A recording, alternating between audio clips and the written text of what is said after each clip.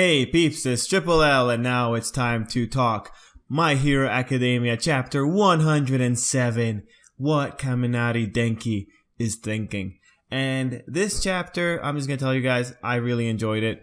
It gave a spotlight to one of the characters that definitely deserves it. Kaminari is one of the characters that's like in the, maybe like lower mid tier when it comes to character development, just because other characters pretty much take the spot. Pretty much all the characters that passed in this chapter, the ones that were already waiting in the room, are effectively all the characters that have been doing really well with their stuff. Well, there's some characters that have about as much development as Kaminari has, but regardless, this chapter was him. This chapter was Bakugo. Well, actually, this chapter highlighted him, Bakugo, and Kirishima to a point. It highlighted Deku, Uraka, and Sero. That's his name.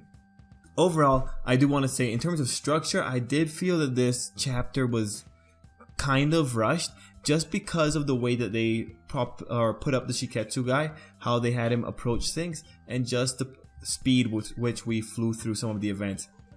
It was an interesting chapter, but I do think it was a bit rushed, and that's fair. Like, it's time to move on. We kind of got the gist of what we needed to do, so yeah, I kind of understand it. Anyway, let's just talk about the actual cool things in the chapter.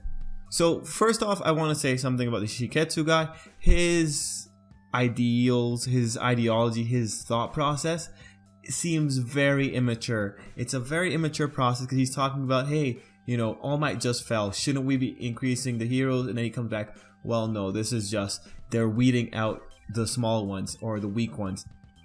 And he's saying, like, why didn't it change? And, you know, overall, he comes back to the conclusion is to weed out the weak ones. Well, yeah, no duh, it's an exam. Now, the thing I found immature about his process, that he felt that just because All Might fell, that there should be a justifiable reason for why they need more heroes.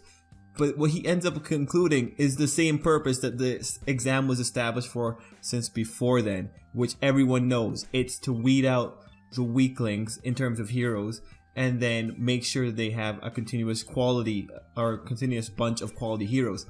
So hearing him prattle on was just very annoying, and again, it's just the lack of thought, or just the conclusion he comes to is a conclusion he should have already had, irregardless of if All Might fell or not. And it's just, that was a bit of a grip, but the thing is, that's the character, right? I can't fault the character if that is supposed to be a character flaw. That I get annoyed at it is a good sign that, yeah, this guy's an idiot and he has the details to make me believe, yeah, he's an idiot. Anyway, his power is really cool. If anything, the way that we've seen the quirks being developed has been really good for this chapter. When we saw him, and we got the spotlight on Kaminari, and we got kind of a spotlight on Bakugo, and Bakugo had a pretty cool thing with his costume, but I'll leave that for after I talk about Kaminari. Regardless, the meat processing quirk is super cool. If anything, Shiketsu has shown that they develop the skills of the students to I think a higher degree than UA has.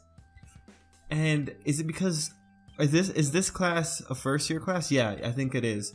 Anyway, seeing that he managed his quirk to the point that he can also manipulate his body and do really cool things with it, it was really cool.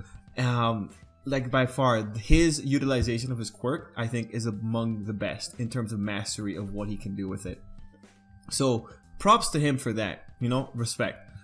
In terms of Kaminari, it was neat to see the little flashback of Kaminari pretty much dealing with his problem of, you know, everyone's going to get hurt if he just goes wild, if he just uses his quirk, however. And seeing that he got a pretty nice, what's her name? He got a pretty nice upgrade from Mei, or Hatsume Mei. Yeah, there we go. That's the name. Seeing that upgrade, it was cool. It was cool to see Kaminari in action. I think he very much deserved to have that kind of spotlight. Recently, there's been a theory going around that Kaminari is the traitor, and if he is, this is a moment that's really going towards endearing him to the readers and then making the betrayal all the worse. I personally wish that none of the people in the class were the traitors, that it was someone else, but hey, sometimes you just gotta wait and see what happens. Oh my god, I hope it's not him. I hope he's not the traitor. Anyway, we also got a little bit about Bakugo, that Bakugo does actually, well, he tries his best to be a good guy. And Kaminari went out of his way to point it out. The fact that Kaminari can point it out does mean that people are at least acknowledging that, yeah, Bakugo wants to be a hero. And that's the thing you always have to remember. Yeah, Bakugo was a horrible bully and there's no excuse for bullying. And it's the same way that Endeavor's treated. Yeah, Endeavor was a horrible dad and like he chased after things for like effectively an equivalent of political power. But at the end of the day, they still want to be heroes. They're just real big jerks about it. And while Endeavor is kind of a lost cause, Bakugo's still a kid. He'll grow. He can grow. If he needs to get his comeuppance for all of the bullying that he's done and all the abuse he's spewed out, yeah, that's fine. But you cannot call him an evil character. He's just a jerk. There's a difference between being a jerk and being evil. Like, it's really unfortunate when people lot those two things together just because he does make life difficult for other people. Regardless, a parallel was drawn between Kaminari and Bakugo in this particular chapter, in that they both have quirks that could very easily hurt the people around them, and they deal with it. Seeing that Bakugo's grenades also had a function and that he gave them to Kaminari too, was like, great. It does establish though that there are two camps with what Kaminari is saying, that if he asked Bakugo, Bakugo did tell him why he wears grenades.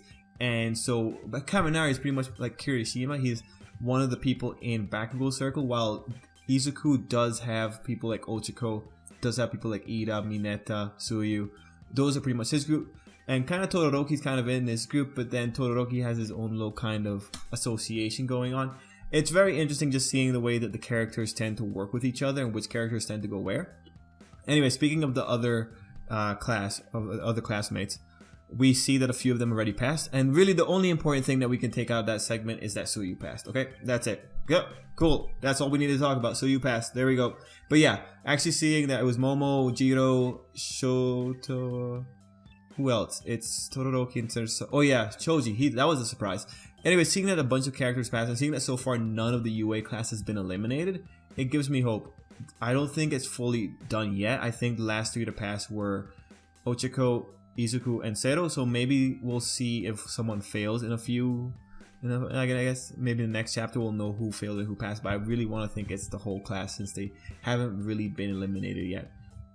Anyway, guys, I think that's where I'll leave it. We left the chapter off with the next examiners being the old men and the kids. Like there's even a baby mixed in there, and I'm interested, how did they get a baby involved? How did they get children involved? Is it going to be like some kind of we gotta protect civilians or brainwash civilians or something? It'll be an interesting next chapter, I feel. Anyway, guys, that's pretty much it for me. I hope you enjoyed this. Let me know what you thought of this chapter, and I guess till next time, have a good day.